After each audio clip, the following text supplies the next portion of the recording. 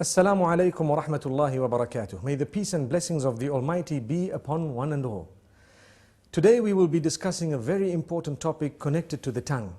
The tongue, as you know, is a gift of the Almighty. It is very small in size, but it can create so much havoc and it can cause so much damage that more than any other organ of the body. So it's important for us to know that the Almighty has created this tongue. You know, some scholars say so beautifully, He has put 32 guards that are so sharp around that tongue so that we think 32 times before we actually utter. And it's amazing how the tongue is so small, it moves 1,001 times in a minute up and down, and yet it does not get cut by these sharp knives around. This is the gift of the Almighty. So consider it a gift. Use it as a gift. And the reason we say this is to concentrate more on a specific department of the use of the tongue, and that is when it comes to those we mix with, beginning or starting with our wives, our husbands, our family members, our relatives, and then those we interact with, our friends, and so on. What we should know is that the tongue has several different uses. One of them is to taste food, one of them is to speak, and there are so many other uses of the tongue that are there. Some we may know, some we may not know. It's amazing. However, remember, your respect as an individual is very closely connected to how you use the tongue. This is why the Messenger Muhammad, peace be upon him, says, every morning all the organs of the body call out to the tongue and say, fear the Almighty regarding all of us. It is through you that we are known, so be careful what you say. Amazing. Which means I have hands, I have legs, I have a brain, I have eyes, my whole body, my entire image, my identification.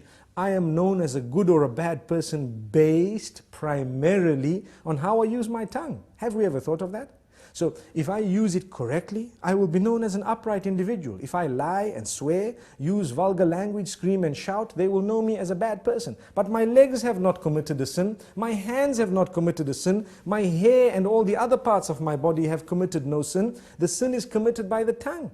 And the tongue, yes, closely connected to the brain and all that, yes, correct. But ultimately it was the one used to relay what was within. This is why if you're not sure, don't speak. Speak when you're sure. Think about it, think twice. I'm sure we've all heard the saying, you've been given one mouth and two ears to speak half that of what you hear. So you hear more and you speak less. Sadly, a lot of us love to speak. And we just want to say anything and everything, no matter how it sounds. Not realizing, did you know, it is an act of worship to think before you speak. You're actually rewarded, an act of worship. The Almighty becomes pleased with us when we think before we speak. And not just think, but think of how many different ways there are for me to portray or to say what I have in my heart, to convey that message. If I've got 5 different ways of wording it, I need to select the best, most effective, most beautiful manner, and then I will speak. And if I speak using that best and most effective manner, I will automatically be able to please my Maker, and I will definitely cause or create lots of harmony and peace in my surroundings. So very importantly, let's use the tongue correctly. Number 1. Number 2 is not only the selection of words, the tone as well. Very closely connected to that. Some people scream and yell, they shout. Shouting will reduce your respect. The more you yell, the less people respect you. The next time you say something, nobody will want to listen to you because you're used to screaming. And this is the whole reason that we say, speak with a tone that is audible, but a respectable term, meaning respectful tone. You will find, and I'm sure we've all seen this, when someone has a habit of speaking with a calm tone and always relaxed, you will notice immediately that the minute they open their mouths, everyone is silent and listening. Whereas when you have another who's always yelling and screaming, everybody's yelling and screaming with them, no one knows whether they are serious or not serious. And imagine if you hear a person yell or scream who has never ever done that in his or her life. Automatically you would know that this is something very important because this person does not use this type of language or does not scream. Amazing. So this is the importance of the use of the tongue, how it gives the whole image of who we are just by its use. Sometimes a whole company can come crashing because of a CEO making one statement that is negative or bad. And there are examples of that in history where we've seen this happening because of the abuse or misuse of the tongue. The same way a man who has always been respected can lose all his integrity within a split statement because of how bad it was and how evil it was. So we need to be careful. You are known by your tongue. Let us be careful how we use this tongue. We'd like to give a few more examples.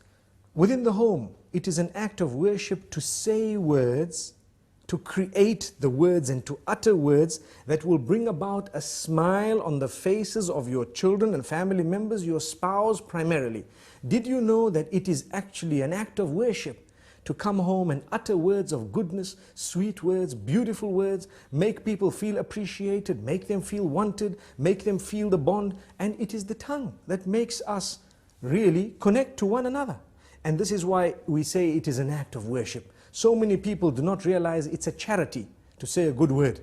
A good word is a beautiful charity. We come home, we're silent. Being silent is something that's not good, especially when it comes to those who are waiting for you to say something of your own family. A good word.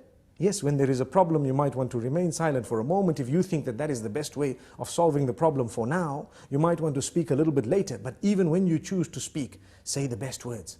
This is from the messenger, may peace be upon him. And we always tell people charity begins at home. Sometimes we are very careful of our tongues outside the door. Whereas when it comes to in the home, those who work for us, those who live with us, those who are the closest to us in terms of family and so on, they are so worried of us opening our mouths because every other word is a swear word. Every other word is a lie. Every other word is a word which is derogatory, defaming, which is disrespectful, which causes hurt and harm. Why should we do that? A good Muslim will never utter words that are hurtful to others. There is no need to do that. Even if you disagree, if you disagree with someone, you do not need to utter words that are hurtful to them, belittling them, making them feel like they are not worth it. Sometimes maybe the good statement from your mouth might actually make them change their minds and come on to what you had because you were so good. You came forward so beautifully. This is the religion. This is what we have been taught. Now let's ask ourselves, do we as Muslims really follow these teachings? We call ourselves Muslims. A lot of the times we swear so much that even those who are not Muslim are embarrassed. And it gives the wrong image of the teachings of the beloved messenger. May peace be upon him. And may the peace be upon all the other messengers.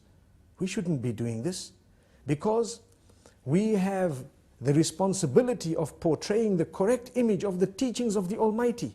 And these teachings primarily begin with a good tongue. The messenger, when he was sworn, he did not swear back. He never swore back. The swear words never came out of his mouth. He says, a true believer is not he who is vulgar, is not he who speaks hurtful statements, is not he who lies, is not he who utters words that are hurtful to people, words that are incorrect, unjust. So we need to learn from this. Let us learn to be honest, tell the truth. For indeed to lie would be a burden on the shoulders, and it would be a very, very grave burden on the day of judgment. We should not be lying. We should not be hurting people's feelings. I hope I've said a little bit to motivate people to use their tongues in a better way, starting with myself and then everyone else. Remember, choose the best words, choose the best expressions, for indeed, to do that is a great act of worship. Until we meet again, Assalamu alaikum wa rahmatullahi wa barakatuh.